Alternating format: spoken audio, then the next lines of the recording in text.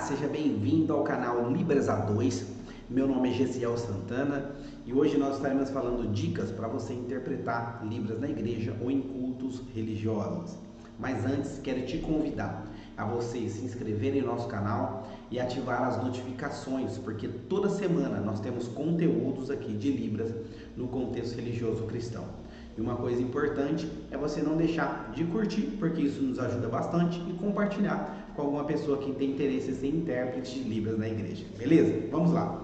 Pessoal, quando a gente fala de interpretar Libras na igreja, eu já tenho uma experiência de 15 anos e vou procurar trabalhar algumas dicas para você que tem esse desejo também de levar o evangelho aos surdos, de entregar as boas novas de salvação para a comunidade surda. Então, eu vou passar algumas dicas importantes. A primeira, pessoal, é que você precisa conhecer o contexto religioso. Você precisa entender isso. Qual que é a sua igreja, qual é a denominação, quais são os dogmas, as doutrinas, quais são os costumes da sua igreja. Isso é muito importante para você ir se inteirando, entendendo como que funciona, para você estar iniciando e dando seus primeiros passos na interpretação de Libras na igreja. Segunda coisa importante é que você precisa entender que a Bíblia Sagrada é a sua ferramenta. Sem a Bíblia Sagrada não tem como. Sem a Bíblia Sagrada você não vai conseguir fazer nada, ou seja, você não vai interpretar. Por que, Gesiel, eu não vou conseguir? Porque a Bíblia Sagrada ela é a nossa ferramenta como intérprete de Libras na igreja, porque todo culto, tudo que a gente faz está pautado nela. A oração é pautada na Bíblia, o louvor é pautado na Bíblia. A pregação é pautada na Bíblia, ou seja, nós temos que ter essa ferramenta como algo que nós utilizamos diariamente para facilitar a nossa interpretação de Libras na igreja. Então, se você quer ser um intérprete de Libras cristão, ser uma pessoa chamada, um missionário das mãos, você necessita conhecer aí e ter afiada a sua ferramenta, que é a Bíblia Sagrada. Um terceiro ponto importante é que você precisa fazer uma preparação prévia. Você precisa entender o que você vai fazer. Você vai interpretar sentado? Você vai interpretar em pé? Normalmente, pessoal, isso aí a gente decide quando? Se tem muitos surdos, normalmente a gente interpreta em pé. Se tem apenas um surdo, normalmente a gente interpreta em pé. Mas, dependendo do local que você está na igreja, muitos interpretam sentado. A questão é que sentado você tem uma certa limitação nos seus movimentos, limitação na sua interpretação. Por isso, é importante você se preparar previamente. Um outro ponto, quando fala no sentido de preparação, é como está a sua vestimenta. Será que ela está muito curta na altura da barriga? Porque tem movimentos que você vai ter que fazer. Deus, será que a camisa levanta? São alguns cuidados que parecem simples, mas são totalmente necessários para você entender. Então tem que ter essa preparação prévia. Um outro tipo de preparação prévia é que a gente falou, sabendo qual é essa ferramenta, sabendo os livros da Bíblia, os principais personagens. Por quê?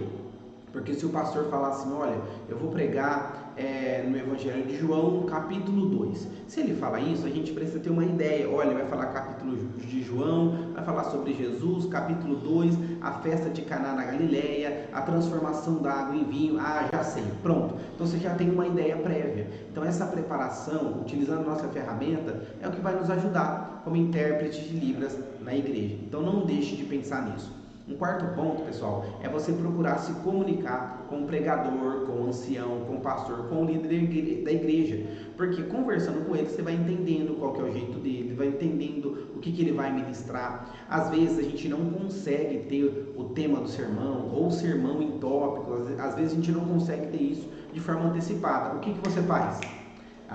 Estude a sua ferramenta. Esse é um ponto necessário, extremamente importante, tá? Então não deixe de você estar estudando isso, porque quando você for comunicar com o seu pastor, com o ancião, ele vai dar uma prévia, ele vai conversar, ou às vezes se for por revelação, independente disso, você vai precisar saber da sua ferramenta para te dar uma base, certo? Um outro ponto, pessoal, importantíssimo também, quinto ponto importantíssimo é que você precisa estar trabalhando a questão da expressão facial, corporal, expressões não manuais, para que você transmita a emoção. Às vezes o pregador ele vai estar um pouco enérgico e você precisa transparecer isso através da língua de sinais. Às vezes ele vai estar falando uma coisa engraçada e você não pode falar uma coisa engraçada assim, não. Você tem que fazer uma alegria, estar radiante, você tem que combinar suas expressões com a emoção que está sendo passada. Às vezes o sermão está falando sobre a questão de luto, ou às vezes está falando uma questão muito triste. É importante que você venha trabalhar essa questão de fazer o luto. As suas expressões têm que estar transparecendo totalmente a emoção que o pregador está passando, certo? Um sexto ponto, pessoal, muito importante também, é que nós precisamos estar atento ao ritmo que está sendo pregado. Tem pregador que corre, fala muito rápido, então você tem que estar atento para você não querer interpretar tudo ao pé da letra, porque senão você vai cair no português sinalizado, e você não tentar fazer tudo muito rápido, senão o surdo não vai entender visualmente. Então você tem que ouvir de forma calma, tranquila, para você ir processando a imagem o mais visual possível. E quando a gente fala nisso, a gente está atento ao ritmo da interpretação, é porque é necessário a gente saber se o pregador fala muito calmo, às vezes ele vai falar assim, ó, por exemplo, a paz do Senhor, tudo bem com vocês? Se ele fala assim, e você falar assim, a paz do Senhor, tudo bem com vocês?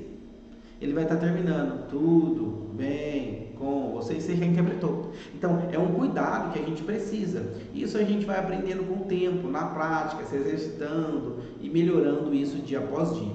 A sétima e última dica, pessoal, anota aí, pega papel e caneta para você não esquecer, é que você tem que ser dependente de Deus. Você precisa ser dependente de Deus. Por quê?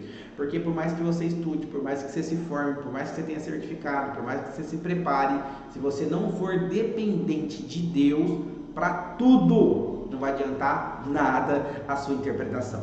Nós estamos ali como um canal de Deus, como uma bênção de Deus para compartilhar para os surdos aquilo que a gente recebe. E a gente está ali como um filtro para passar aquilo, como um canal. Então nós temos que ser dependente de Deus, porque aquilo que a gente não consegue fazer, Deus faz.